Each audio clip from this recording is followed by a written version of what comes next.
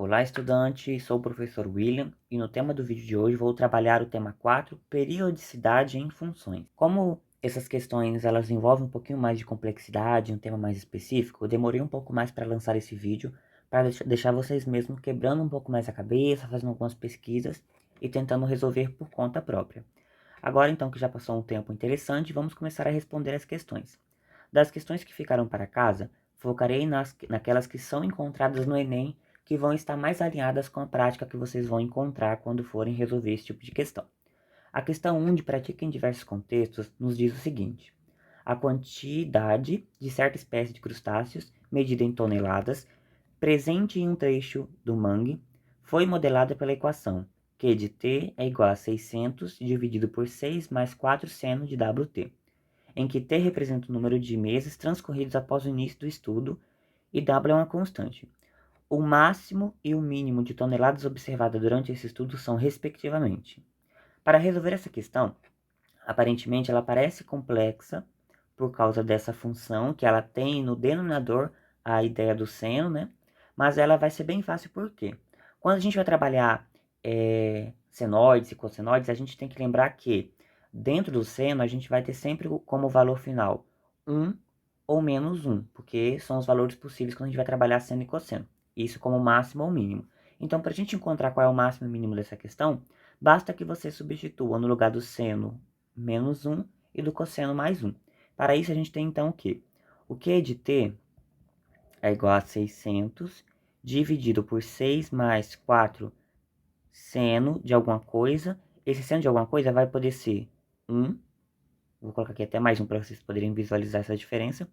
E o Q de T vai ser 600 sobre 6 mais 4 vezes menos 1, que vai ser uma possível resposta para o seno. Então, a gente tem desenvolvendo essas duas contas. 600 sobre 6 mais 1, porque 4 vezes 1 é 4. E 600 dividido por 6 menos 1, porque 4 vezes menos 1 é menos 4. Fazendo esse cálculo, a gente tem 600 dividido por 10 e 600 dividido por 2. 600 dividido por 10, basta simplificar cortando os zeros, então vai ser igual a 60. E 600 dividido por 2 vai ser 300. Então, a primeira, 600 dividido por 10, ficou 60. E 600 dividido por 2 é 300. Observe que por estar no denominador, o menos 1 que parecia dar um mínimo, na verdade vai dar um máximo, porque está na ideia inversa. E o mais 1, que seria, teoricamente, onde daria o máximo, deu o mínimo, porque está no inverso também. Então, respectivamente, a gente tem como maior valor os 300 e o menor valor os 60. Ou seja, das alternativas que temos ali como opção, a gente então tem a letra D. Para a segunda questão, a gente tem toda uma contextualização aqui no início. É interessante que vocês façam a leitura depois com mais calma. E no final, na parte mais importante da questão, é que ele pede para você alguma coisa, ele nos pergunta qual é a função que representa o gráfico que nos foi dado. Então, para a gente entender qual é essa função, basta a gente se atentar a basicamente 3 pontos importantes. Se ela sofreu deslocamento para cima ou para baixo, no caso do eixo P, que seria o Y, qual é a amplitude e qual é o período dessa função. Quando a gente observa a amplitude, a gente pode observar ó, que do zero até a parte de cima, a parte de baixo, ele subiu e desceu 4 unidades. Ou seja, essa função vai estar sendo multiplicada por 4. Aí você me pergunta, professor, é 4 positivo ou negativo? Essa função, ó, ela começa indo para cima, então vai ser positivo. Sempre que for negativo, ela vai estar seguindo a ideia inversa do que seria o normal. E como ela parte do zero, se a gente lembrar do ciclo trigonométrico, aqui vai estar o cosseno e aqui vai estar o seno. Para lembrar mais facilmente, o cosseno é o que está deitado, está com sono, e o seno é o outro. Na função trigonométrica, a periódica, o seno sempre começa a partir da origem, do zero, ou do ponto inicial central. Então, a gente sabe que é uma senoide. Como todas as alternativas têm seno, então não é um ponto tão interessante para a gente analisar. Mas a gente sabe que vai ser um valor 4 seno de alguma coisa. Então, a letra B não pode ser, nem a C, e até então a gente só tem isso. Agora a gente tem que observar o quê? Essa função sofreu algum deslocamento para a direita ou para a esquerda?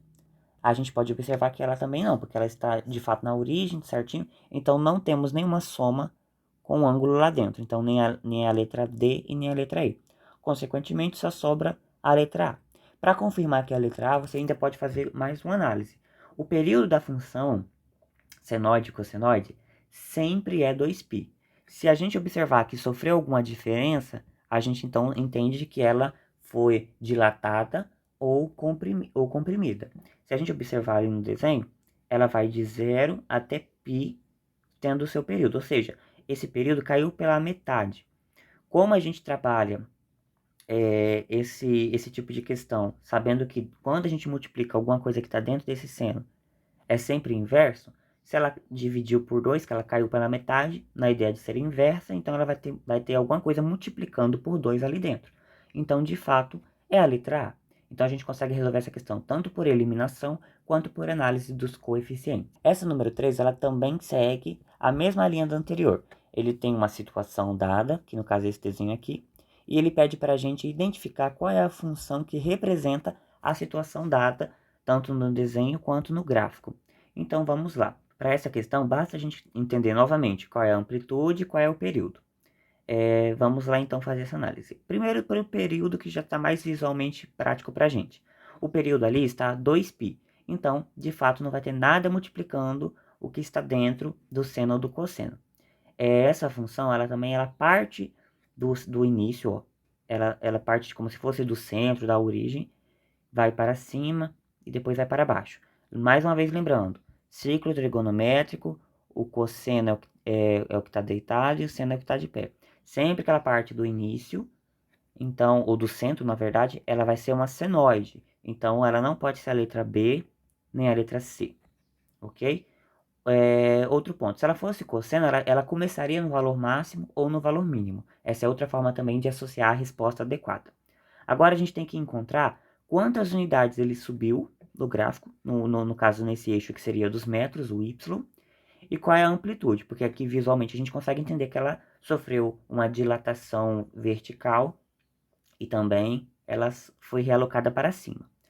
Para a gente encontrar qual é o período, qual é a amplitude, basta você entender qual é o intervalo total e dividir por 2, ou só analisar o quê? Ela está indo do que seria o centro dela, 88, até o 168.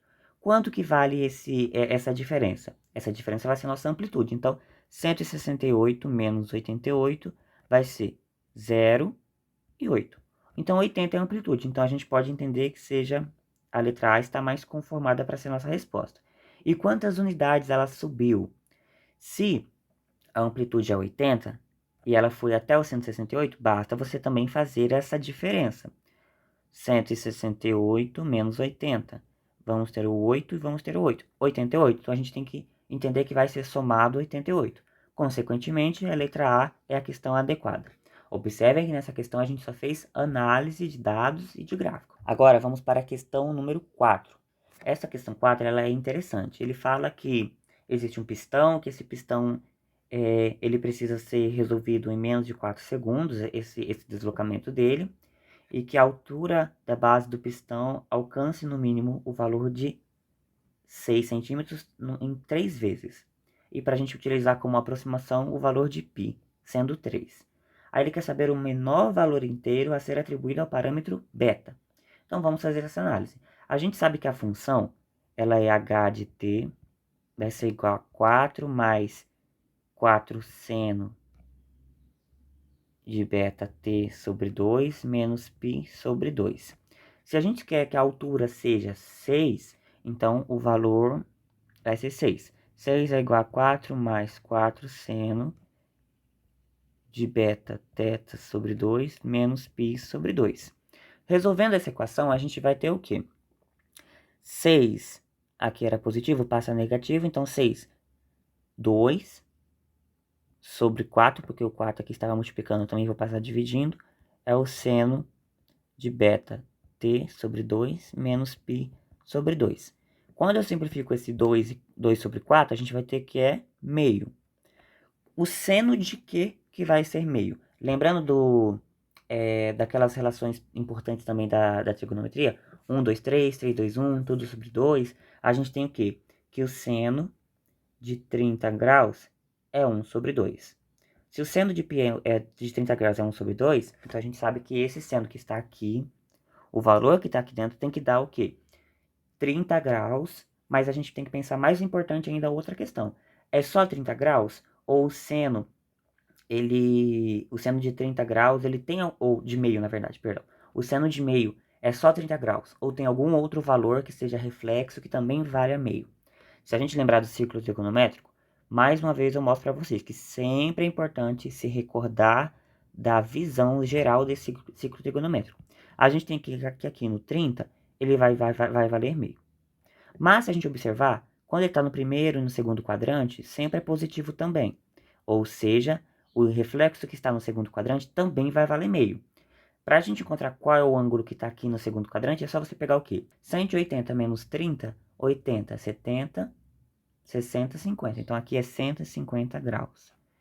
Então, essa vai ser a primeira vez que ele vai encontrar o valor de meio. Essa aqui vai ser a segunda vez que ele vai encontrar o valor de meio. Mas, voltando para a questão, uma informação importantíssima é o quê? Ele precisa alcançar por 3 vezes. Se ele precisa alcançar por 3 vezes, a gente ainda vai ter que ter o quê? Vai vir por 30, por 150 e vai chegar novamente ali por 30. Chegando novamente por 30, a gente vai entender que ele deu uma volta completa e depois andou mais 30 graus. Ou seja, qual é o ângulo que nos é interessante para encontrar ali dentro do seno? Vai ser 360 mais 30. 360 mais 30 vai ser 390 graus. Mas se a gente está trabalhando ali a ideia de π, a gente tem que ter esse valor em radianos. Para a gente trabalhar valor em radianos, basta você fazer essas conversões. Tome como princípio a conversão de que quê? De que π vale 180. Então, quanto vai valer 390 em radianos? Agora é só fazer aquela multiplicação cruzada na ideia da regra de 3. X vai ser igual a 390π sobre 180. 380π sobre 180, perdão, 390π sobre 180, a gente pode cortar esse zero e simplificar. Vamos dividir por 3, vai ficar o quê?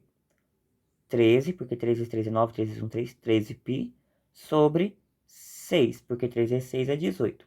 Então, o valor que a gente tem que encontrar ali dentro de bt sobre 2 menos π sobre 2 é 13π sobre 6. Então, vamos lá. bt sobre 2 menos π sobre 2 é igual a 13π sobre 6. A gente pode começar agora a desenvolver esse cálculo. A gente vai ter o quê? bt sobre 2 é igual a 13π sobre 6. Tá negativo, podemos reescrever aqui positivo sobre 2. Agora a gente pode fazer mais uma coisa ainda. Eu quero juntar esses dois valores. O que a gente pode fazer? A gente pode dividir, colocar aqui 6, que eu vou multiplicar por 3. Aqui eu vou multiplicar por 3 também. Fiz isso para poder igualar os denominadores. Então, bt sobre 2 é igual a 16π sobre 6. E agora o que a gente pode fazer também? Trabalhar uma simplificação também. Outra parte interessante. 16 e 6 são dois números pares. Então, aqui vai ficar 8 e aqui vai ficar 3. Agora, a gente pode fazer uma multiplicação cruzada para simplificar um pouco mais, né? bt, 3bt, no caso que estava no denominador ali, é igual a 2 vezes 8, 16π. Quando eu isolo o tempo vai ser igual a 16π sobre 3b, que é beta no caso. E essa parte aqui a gente está quase pertinho da resposta. Qual é a última coisa que falta? Ele precisa que alcance 3 vezes em menos de 4 segundos. Então o tempo ele tem que ser o quê? Menor do que 4 segundos. Se o tempo tem que ser menor do que 4, e o tempo é igual a 16π sobre 3 beta, então eu posso fazer o quê? 16π sobre 3 beta tem que ser menor do que 4. Agora sim, com essa equaçãozinha aqui, a gente pode encontrar o valor de beta. Concluindo um pouco mais facilmente, se o π vale 3, que ele falou pra gente, e aqui no denominador a gente tem 3, a gente pode cortar ele. Ou seja, beta é igual a... igual não, perdão. 16 sobre 4 tem que ser menor do que beta. Fiz a multiplicação cruzada, mantenho meu sinal de diferente ali. 16 dividido por 4 é 4. Então, 4 menor que beta. Quando eu faço a inversão só para ficar visualmente mais interessante para a gente, beta tem que ser maior do que 4. Se beta tem que ser maior do que 4, então a gente tem como alternativa correta a número 5, porque é o menor valor inteiro atribuído. Então pronto, essa é a resposta da questão número 4. Então agora a gente vai resolver a questão número 5. A questão número 5, ela nos dá a informação de que existe uma função cossenoide aqui, que ela vai indicar a ideia de analisar o caso específico que relaciona pressão e batimentos por minuto. Aí a gente tem que fazer análise de 3 fatores para encontrar essa resposta. Qual é a amplitude, quantas unidades ele deslocou para cima ou para baixo e qual é o período. Para a gente encontrar a questão da amplitude, basta a gente entender que ele vai ter um valor máximo e mínimo. Então, ó, o valor máximo é 120 e o mínimo é 78. Para encontrar a amplitude, basta pegar o valor desse intervalo e dividir por 2, ou seja, 120 menos 78 vai ser, aqui vai ficar 11, aqui eu vou descer o 2 e aqui eu vou descer o 4. Isso dividido por 2 vai ser igual a 21. Então, 21 a gente tem aqui na letra C e na letra D, porque é o que vai estar multiplicando o cosseno. Com isso, a gente elimina a letra B e a letra E. Agora, a gente tem que encontrar quantas vezes ele deslocou para cima ou para baixo. Como das alternativas que sobraram, todas têm o valor 99, então a gente não precisa nem calcular para confirmar isso, mas se você calculasse, você iria encontrar que o gráfico se deslocou para cima 99 unidades. E para encontrar isso, basta você pegar do valor máximo e subtrair pela amplitude. Então agora a gente tem que confirmar qual é o valor que deve ser atribuído ao que vai ser multiplicado aqui dentro do cosseno, que vai definir o nosso período. Como é que a gente pode definir o período? Você pode tentar utilizar aquela fórmula de calcular o período ou fazer uma regra de 3. Aqui ele nos indica o quê? O número de batimentos cardíacos por minuto é 90. Se ele bate 90 vezes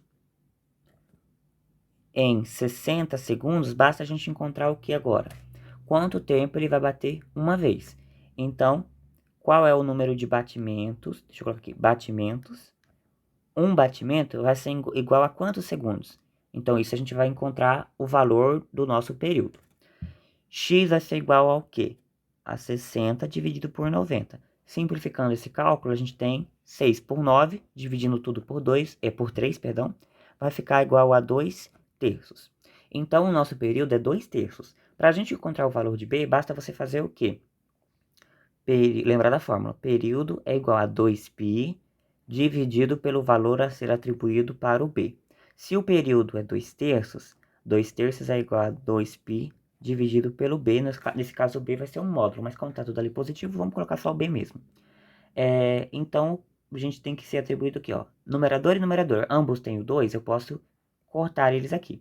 Ou seja, B é igual a 3 vezes o π. Então, o valor de B é 3π. Consequentemente, a gente pode selecionar a alternativa A. Mais uma vez, a gente tem o que como artifício para a resolução? Eliminação de questões de alternativas desinteressantes e análise dos principais fatores que representam uma função periódica, que é a amplitude, período e deslocamento vertical.